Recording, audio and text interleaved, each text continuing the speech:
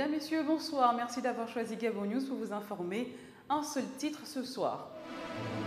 Les auditions ODM ont procédé ce vendredi matin à leur rentrée littéraire à l'Institut français de Libreville. Écrivains, enseignants-chercheurs, passionnés de littérature ont répondu présents à cet événement qui témoigne l'intérêt porté à la littérature gabonaise.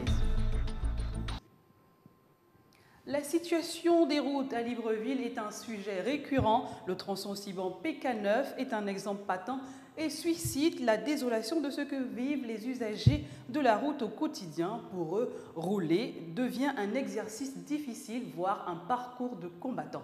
C'est un constat de Arsène Rebouka et Refus Itoga. La question de l'état des routes toujours et encore à la page dans les rues de Libreville. Et cette fois, ce sont les usagers de l'axe Siban du PK9 qui connaissent d'énormes difficultés à emprunter ces voies. Le pire est que cela ne date guère d'aujourd'hui. Cette route-là est comme ça depuis.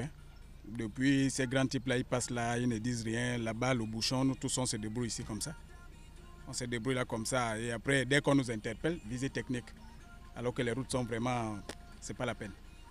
Boue, creux, nid de poule, bosse ou encore embouteillage. Que de mots que vivent au quotidien ces usagers qui appellent à l'assistance de l'État. Je lance un nouveau cri d'alerte aux autorités de la République qu'ils viennent voir la situation que les populations du PK9 au niveau du lycée de Siban souffrent. Vraiment, cette ruelle-là, c'est le calvaire, c'est la marche du combattant.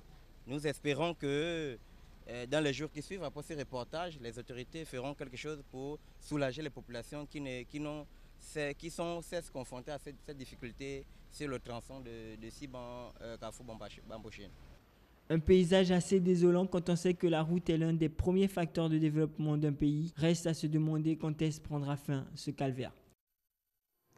Les éditions ODM ont effectué leur rentrée littéraire ce vendredi à l'Institut français de Libreville. Des éditions ODM qui disent accompagner les écrivains et lecteurs dans l'esprit et dans la lettre. Voyons tout cela avec nos reporters, tous deux passionnés de littérature, Martial Tsonga et Justin Bitégué. C'est autour des tables rondes, expositions, ventes et devant un public venu nombreux que se tient la énième rentrée littéraire des éditions ODM. C'est aussi une rentrée littéraire qui s'inscrit dans l'optique d'accompagner les écrivains dans l'esprit et dans la lettre. On a compris qu'il y a maintenant une certaine culture littéraire qui s'est de plus en plus imposée sur la place. Donc voilà, c'est la tradition qui veut que chaque année, chaque début d'année scolaire, nous proposons au public des nouveaux écrivains, des nouveaux talents, et faire en sorte aussi que des Gabonais puissent de plus en plus maintenant s'approprier le livre, ça continue. Nous avons invité d'autres éditeurs comme Adangui Bongo qui sera là. On a eu la chance aussi d'une Française, c'est un peu l'œuvre phare, une Française, Catherine Go, qui a vécu ici au Gabon 10 ans, mais qui est maintenant en France et qui a publié une sorte de journal. Donc voilà, c'est ce qui est intéressant aujourd'hui. Nous sommes très contents évidemment d'accueillir aussi d'autres figures étrangères à ODM. Le président des éditions ODM dit rencontrer quelques difficultés quant à la vulgarisation non seulement des ouvrages, mais aussi de leurs auteurs dans certains établissements secondaires, ce qu'il déplore par ailleurs. Le seul combat, c'est qu'on ne facilite pas la tâche dans les lycées et collèges. Parce que quand vous demandez, on va vous dire qu'il faut que le professeur signe, le responsable. Donc c'est vraiment toute une tracasserie. C'est bien quand vous êtes dans un salon ou bien dans une caravane, les auteurs sont là. Chez les autres, ça marche bien. Quand on voit Amélie Nothomb, on voit Welbeck, les gens sont contents de les rencontrer, de faire de signer des autographes. Au-delà des difficultés rencontrées, Peter Ndembi s'est réjoui de la présence des enseignants du secondaire, du supérieur et surtout des élèves et étudiants qui ont pris une part active à cette rentrée littéraire. Restons toujours dans le cadre de cette rentrée littéraire. Enseignants, étudiants venus nombreux pour la circonstance ont apprécié l'événement à leur juste valeur. Retrouvons toujours nos reporters Justin Bitégué et Martial Tsonga. Ils sont venus aussi nombreux, enseignants, étudiants et élèves des lycées et collèges de la capitale gabonaise pour apprécier les différentes présentations des ouvrages pour cette énième rentrée littéraire des éditions ODM. Ce sont des initiatives encouragées parce que c'est la 4e édition de la rentrée des éditions ODM et c'est vraiment encourageant parce que ça permet aussi au public hors universitaire, hors lycéen, hors collège de découvrir un peu la littérature gabonaise et les maisons d'édition comme ODM ou Sylvine Sam. C'est une bonne action, exprime ici un étudiant inscrit au département de littérature africaine de l'université Omar Bongo. Un plaisir pour moi d'avoir pris part c'est une manière pour moi de me découvrir à nouveau parce que tout ce que j'ai entendu, c'est fabuleux. Et ce qui m'a le plus marqué, c'est l'œuvre, le dico des Makaya et des Mamadou. C'est vraiment la photocopie conforme de ce qui se fait ici en République gabonaise. Vraiment, c'est exceptionnel. Les éditions Ondem veulent donner l'opportunité aux écrivains de se faire connaître de leurs lecteurs, surtout dans les lycées et collèges du Gabon. Aussi visent-elles à participer à l'éclosion des génies littéraires.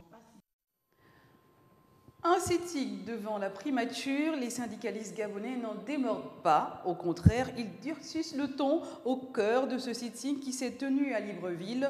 La valorisation salariale, le point d'indice, la prime de logement. J'arrive. Kenny Ogori et Refus Itsoga nous en disent plus.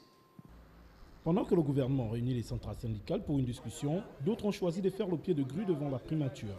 Ici, la prime d'incitation à la performance n'a pas sa place. D'autres points plus importants se dégagent. Nous sommes la RESGA est à la primature depuis lundi passé.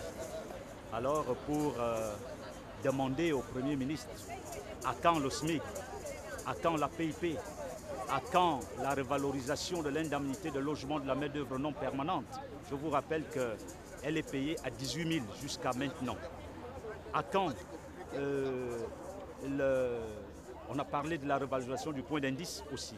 L'appel à l'unité des centrales syndicales pour mener ensemble ce combat vers la révalorisation du point d'indice, l'augmentation du SPIG et autres points encore ont été évoqués. Certains syndicalistes ont jugé utile d'inviter des travailleurs dans d'autres sites alors que la décision, elle appartient au Premier ministre. C'est pourquoi nous lançons un appel à tous les travailleurs de ne pas se reconnaître à travers des hommes que nous sommes, mais qu'ils se reconnaissent en tant que travailleurs, qu'ils viennent tous ici. Vous savez, nous réclamons la PIP, mais ce n'est pas une priorité.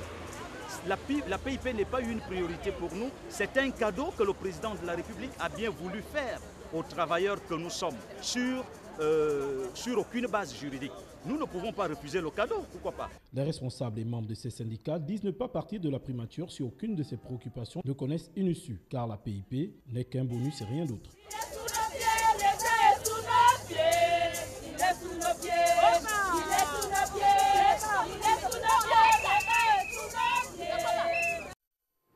Voilà, c'est la fin de cette édition d'information. Merci à vous de l'avoir regardé. La suite de nos actualités sur www.gabonnews.com. Je vous souhaite à tous un excellent week-end. À très bientôt.